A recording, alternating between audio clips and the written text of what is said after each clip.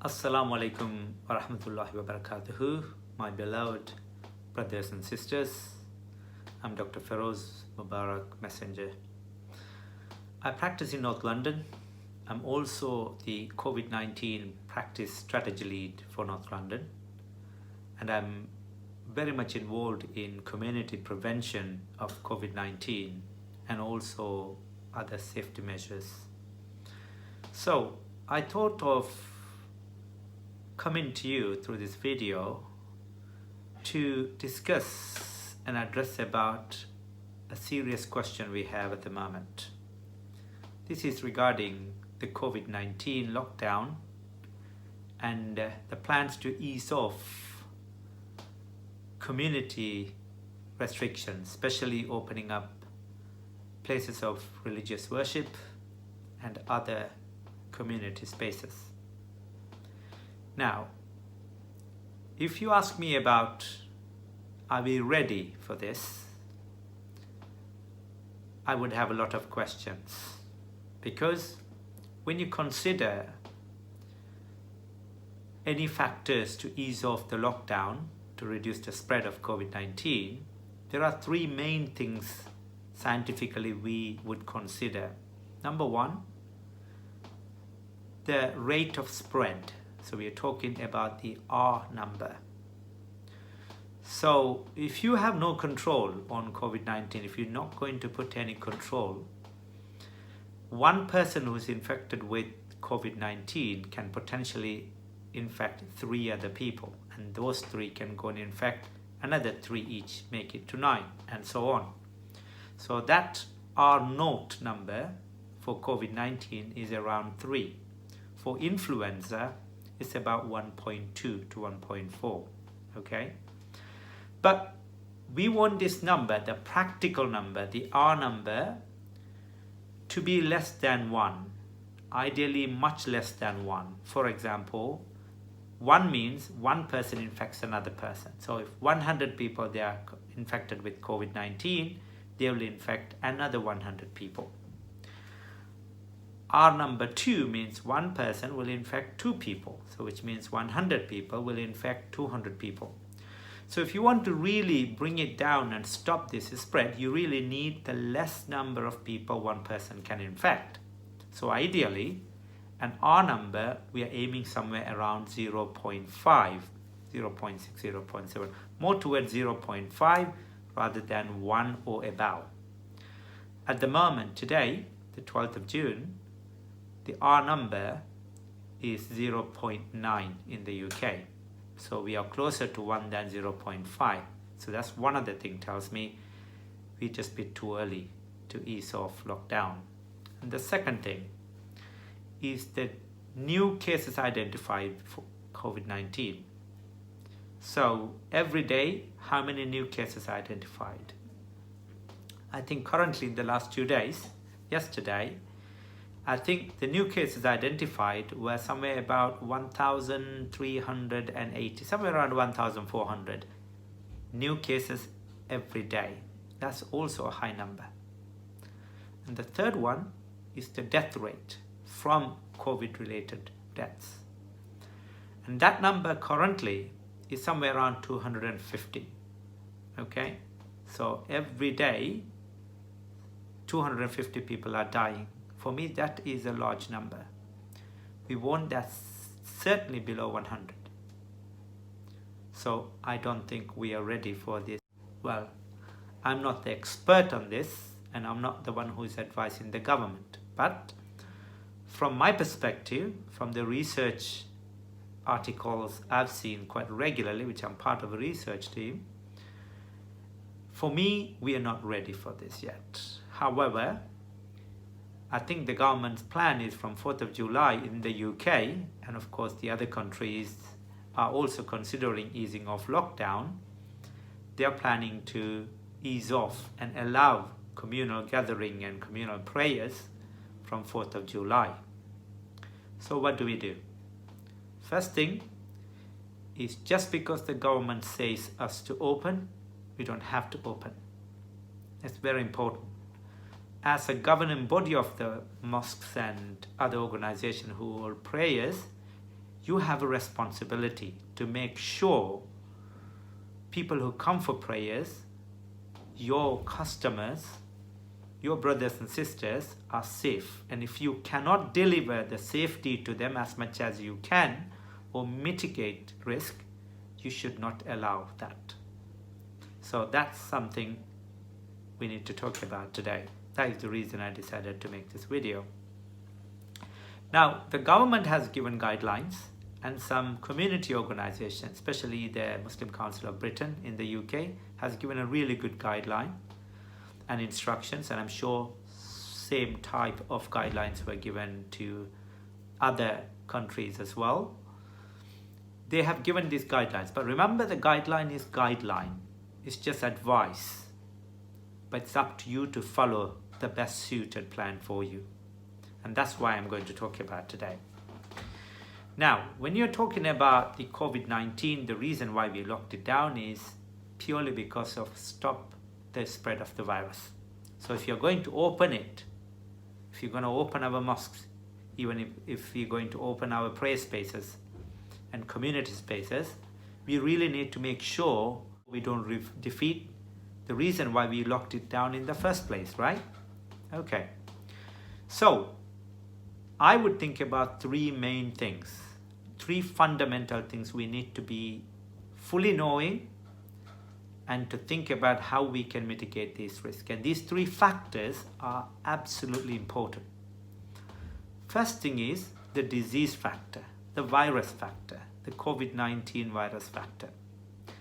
What it is, how is it spread, what kind of symptoms can you identify in people to stop them coming, and how can you manage it when they have a symptom, when they are in the community or in the mosque. So it's the disease factor we need to know. I'm sure we have seen hundreds of videos, but I think it's important to recap on the important aspect of the understanding of the disease.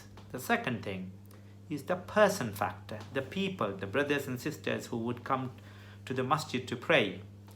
Those factors, who has got symptoms, who we should protect, how would we manage them, how many should we send them into prayers, how would we manage their flows.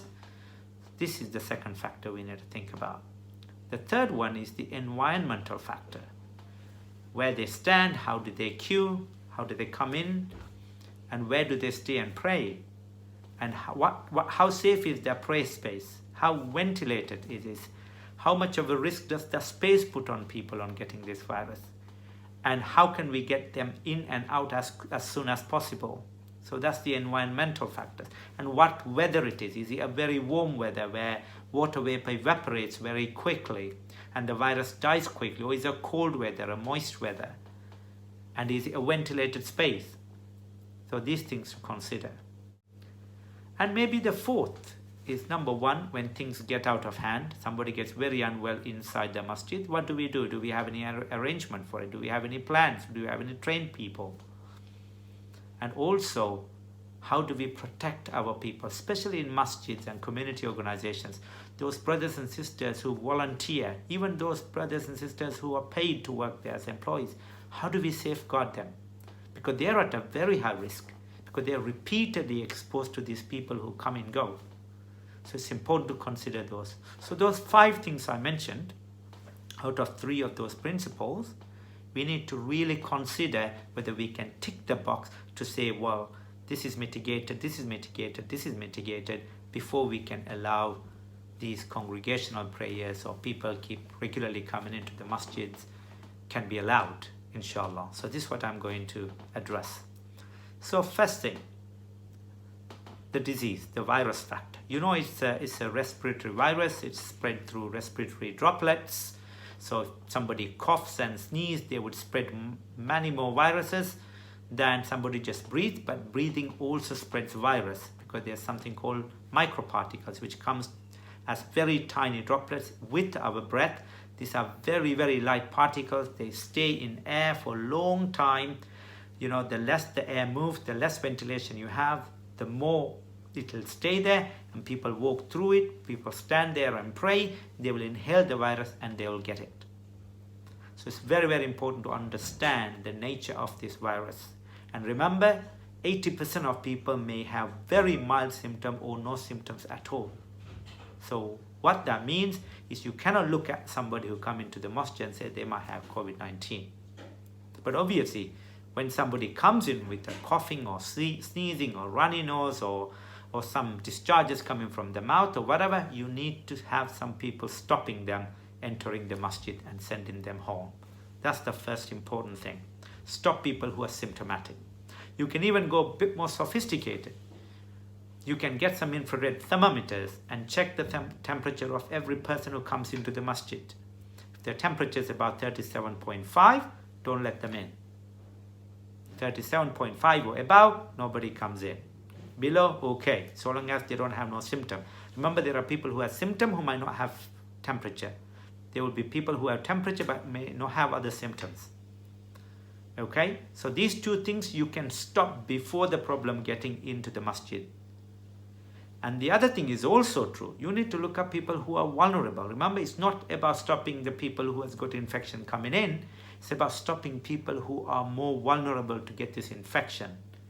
So all the elderly, all the people who we give priority to in the masjid, the elderly, the people with chronic disease, people who are disabled, who has got some kind of a medical procedure done, we give them priority, let them in first. This is a situation we do not let them in. We are doing a favor to them. So any person who is over 70, don't let them in, ideally 65. Anybody who has got complicated medical history, cardiac history, kidney disease, high blood pressure related problems, especially diabetes, somebody who has had a major surgery, somebody who suffers from cancer, especially if they are on chemotherapy, don't let these people come in. So you need to communicate with the community first to stop them even thinking about coming to the masjid. Younger people, give them the priority. This is maybe the first only time they get the priority. Younger, teenagers, 20-year-old, 30-year-old, 40-year-old, they're okay so long as they don't fall into the high risk criteria. So they should be the one who should be coming into the masjid. So stop the problem coming in beforehand. Remember, prevention is better than cure. So that you would do. Then how would you stop people coming in and breaching the social distancing? As you know, currently the social distancing gap is 2 meters in all directions. All directions, left, right, forward, backwards. There are discussions being made to reduce it to up to 1 meter or 1.5 meter, but let's stay safe, 2 meters. So you need to work out from inside out of the mosque. So when people come into the masjid, they should have a gap between each other in all directions, 2 meters. If it's not changed, my suggestion is 2 meters. So you work out how many people can stay inside the mosque. Before that, only allow people in large spaces. So close down all corridors unless it's essential corridor, all small rooms, all corners where there is no ventilation, there is no big space, only use the major hall in the masjid. Just a point to make, most of the masjid sisters don't have big spaces, unfortunately. Sad thing to say. And the way they need to get in through very odd spaces, very narrow spaces, as though the sisters are not important. I'm sorry, brothers, stick out for sisters, but this is a fact. So if you are to exclude this on space, sisters would not be able to come to the masjid. So please make way for sisters to be safe and for them to pray and come to the masjid as much as you give it to the brothers. It's very important we bring that ethos into our community. So please look at this. Look at the spaces. Get rid of all spaces where the ventilation is restricted and then only use the large hole. And then work out and mark those areas with tape or chalk or whatever you use it so that there is designated place for everybody to stand and pray. One point to note is if you got the same household members, they can stand in the queue together. They don't have to have 2 meter space. But for clarity and to make it safe, when they're coming into the masjid, make sure they have got 2 meter space as well. Because if they stand together, they may reduce the space between other people. So it's important everybody follows the 2 meter social distancing rule within the hall itself, prayer hall. Now these brothers, you need to work out how many comes in is from working from inside out. You find out how many spaces are there between 2 meter gap. If we say, for example, 50 or maybe 200, and you only let 200 people wait outside. So you make markings on the ground or on the pavement and wait until 200 people wait there, and the masjid team goes out and say, you are the 200, you are the 201st, please go home, you have no space. Please don't make favors. This is one time you make favor and you'll put them in trouble. Okay? So make sure they wait in the queue 2 meters apart. When you're ready to bring them in, bring them into the hall. But think about how you bring them into the hall. Try to bring them straight from outside to inside. No corridors involved. No areas of restricted ventilation. Because this breathing out virus will give it to everybody else. So if you can open up all the emergency exits and bring people in, that would be the best thing to do, because usually emergency exits open straight to outside. So please think about it. And then brothers come inside, you regulate them, everybody come inside, and then you start whatever the prayer you do without delay.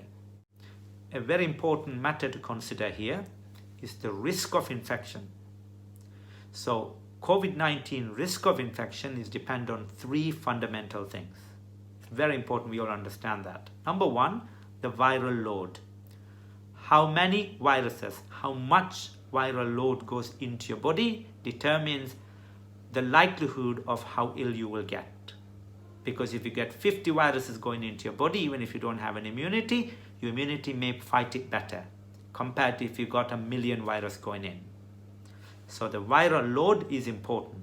So somebody who is quite unwell with COVID-19, who has got the symptom of coughing, sneezing, all that symptom, is very likely to have a higher viral load and give it to the environment and to the other person, compared to somebody who may have COVID-19 but don't have any symptom or unwell. And this is the reason I told you, get rid of those who are symptomatic first. So it's important to avoid people with symptoms because they are more likely to bring out the viral load, which increases the viral risk. Number 2, the duration of exposure. How long are you exposed to the environment of COVID-19?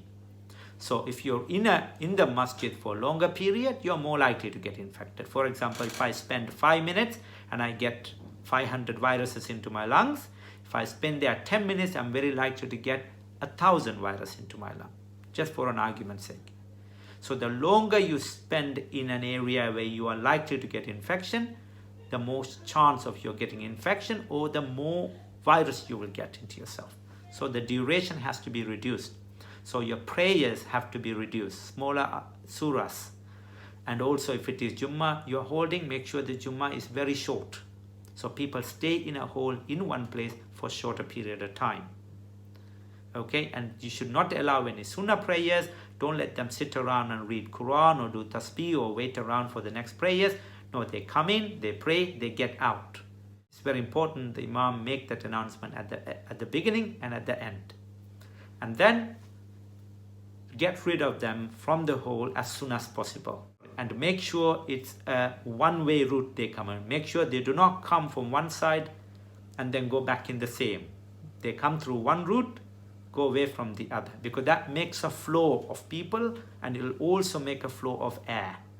Okay? And also when people follow a queue and go one direction, they don't look at each other. So if they are breathing out viruses, they are unlikely to give it to the others. So if people come against each other, just crossing over in the corridor, they are more likely to breathe out viruses given to others. So it's very important the flow is one way. Extremely important. And then you have got rid of this crowd as soon as possible, and you can make sure the other crowd comes if there is a need. But ideally, just one time, one prayer, and then you would need to disinfect before you allow for the next prayer. Okay? The third one is the frequency. First thing, viral load. Second one is the duration of exposure. The third one is the frequency. So if I spend 5 minutes with somebody with COVID-19, once a week, I get 500 viruses. compared to if I spend 5 times a day with them for a week, that's 35 times more than spending once a week. So 35 times more virus into my lungs than I would only see them once. So what I'm trying to say to you is reduce the frequency of individuals coming to the masjid. Give other people the chance. Because what normally happens with masjids is there are early comers, very dedicated, brothers who always come. They're in the front of the queue. They will always get in. In this situation, it's a bad thing because they would go to the mosque 5 times a day. They'll be exposed to virus 5 times a day, and then they are more likely to get infected. So it's better to give chance to the other brothers. Try to have a system, either online booking system or card system or even queue system. Try not to let only the people always come to be allowed into the mosque. Rotate them. This is very, very important because the brothers who work in the masjid, even the trustee board and the cleaners, whoever, those brothers, they will be there most of the time and they will be exposed to this risk as well. So you might have to think about making team who work inside the mosque and outside the mosque on separate times. They rotate. And they also have got few people working as teams. So 3 people work one time, Dhuhr, then the different team Asr, different team Maghrib, different team Isha, like that. Please reduce the risk of infection to your own staff and the brothers who come to volunteer in the masjid, because they are the biggest resource we have for our masjids. Very, very important to safeguard their safety. Okay? Now, this is the 3 things we need to solve. The reason I told you all this is the risk of infection from this attempt of opening masjid is dependent on all these 3 things. So we talked about people who come with symptom, we got rid of them. We talked about brother come and spend a lot of time, we're going to reduce their time. We talked about how they come and get out, we're going to make it one way. We're going to talk about to reduce the frequency of these brothers coming, so don't let them come all the time, if at all possible. And also, of course, the duration they're staying. And also, what do they do in the masjid? Remember, when they come in, they'll just hold the rails to go up the stairs. They'll touch the doors. They'll sometimes touch the walls. And then they'll come into the prayer room. And they will pray. They stand there. So there will be a lot of spits coming out. When they recite or whatever, it'll fall onto the mat. And the important thing is they will go into sujood. In the sujood, they're going to spend about 3 seconds, 5 seconds, 10 seconds. And when they're in the sujood, they're going to breathe. And when they breathe, they'll breathe out the virus, which will go onto the mat or the floor or whatever is there, what they are doing the sujood on. So that area is contaminated and will have high viral load. So we need to make sure everybody come, they wash their hands before they leave home. Make sure they all wear masks, ideally surgical masks, and they need to know how to wear the mask. And then make sure they wear the mask at all times while they are in the masjid. Now, even if they are wearing this mask, they're going to breathe, and because of it's not an FFP3 mask, it's not going to seal the air. So the air's going to leak, their breath's going to leak from the side of the mask. So that while they're going in sujood, that will leak out from the side of the mask and go onto the mat. And then they'll get up and go. So it's important you make the brothers and sisters bring their own mat. So that if they breathe, it will go onto their mat. A few viruses may leak through it, but a majority will be contained in the mat. And also, no wudu taking. Very important. Handling water in the masjid should be banned. Unless in emergency, somebody needs to use the toilet. So tell everybody they need to make wudu and come to the masjid. In case they broke their wudu, they should not be allowed to use water. Ask them to bring some dust to make tayammum, and they need to bring a bag. They make the tayammum in the bag and then put the dust back on the bag. They do not spill anything into the masjid, and they take that with them and discard them safely. Because that dust can have virus if this brother or sister had virus in them. So have a contingency like that. Make it absolutely clear to people that there will be no water available. Don't leave any water for brothers and sisters to drink. Just ask them to bring their own water or provide water in the mosque. So there may be some volunteers who want to spend money on that. They just may keep one emergency toilet. Anybody want to use the toilet, but even that put a lot of mark to say they need to clean it up, they need to wash it off. but they need deep cleaning anyway, because water means life. Every germ will thrive in water. And also we take wudu, we wash our hand, most of the germs in the hand, we wash our nose, wash our mouth, we will wash the virus into the wudu area. And that will stay there, in the area we sit, the taps and everything. And another person who goes and will get it infected. So no water should be allowed in the masjid until we are clear of COVID-19. Okay? But this is important to mention here. The prayer area is very important because that's the only place they're going to spend the most time. So that area has to be fully ventilated. So if you got a particulate filter type filtration system which filters every, I think 5 rounds every minute, that may be safe. But the best thing to do is to give natural ventilation. What's natural ventilation? Open the doors, open the windows. Even if it's cold in Europe, just open the doors and windows. The best thing to do is to not open up the masjid and pray in the car park, or pay for a nearby large car park and ask people to come and pray there, or hire a playground and pray there. That's the best and safest area to pray. You still have to maintain social distancing of 2 meters. Because of its open air, when people breathe out the virus, the wind will flush it away. And if you can't do it, if for some practical reason you can't facilitate it, the second best is the one to open the masjid, but make sure the masjid main hall is fully ventilated. Remember, we're going to close every single other area, especially corridors which we do not have to use. We don't want any areas where the ventilation is restricted. And make sure it's bright, make sure it's warm, as warm as possible. And if you can remove carpets and just leave plain, it's better. You can put some wipeable things on the carpet, it's still better. But regardless, you make all the brothers and sisters bring their own prayer mats. Everything what they use in the masjid, whether tasbih or whether Quran, let them bring themselves. Do not let them use the one in the masjid. Remove them from the shelf. Do not leave an opportunity. But remember, we are not going to let them sit there after the fard prayer to pray sunnahs or pray Quran or stay around. This is something we need to be absolutely clear to the public and get them out of the masjid as soon as possible.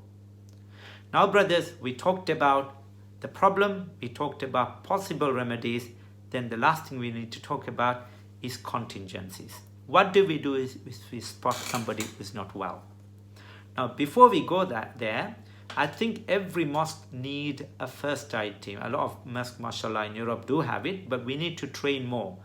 Just get some youngsters, teenagers, those younger generation. Give them training, give them CPR training, basic life support training, give them first aid training, and make teams. You just need minimum of 3 people in one team, okay? And make them be the ones who are active in looking out for people who are unwell, who are coughing or sneezing. Even if one person sneezes 1-2 times in the masjid, you need to go and get them out of there. And ideally send them home, but if they insist and they don't want to stay, bring them out and let them pray outside, not within the main masjid. They may well have hay fever, nothing to do with COVID-19, but we don't know that, and he doesn't know that he doesn't have COVID-19. And by sneezing, you only release large particles. So it's important we do not compromise.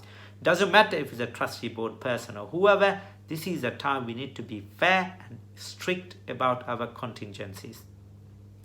So we need to produce some teams of first aiders who would be able to stop people coming into the masjid, then who will be able to deal with who have the symptom masjid. But some people may have severe symptoms. Some people may have shortness of breath. Some people have a collapse and have a cardiac arrest. So this is why it's important we have trained teams.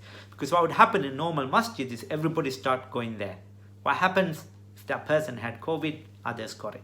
So we don't want that. We don't want full PPE, or at least some masks, some reliable masks, gloves, and apron for the first aid people. And when something happens, they are the one who attend to this person who is unwell.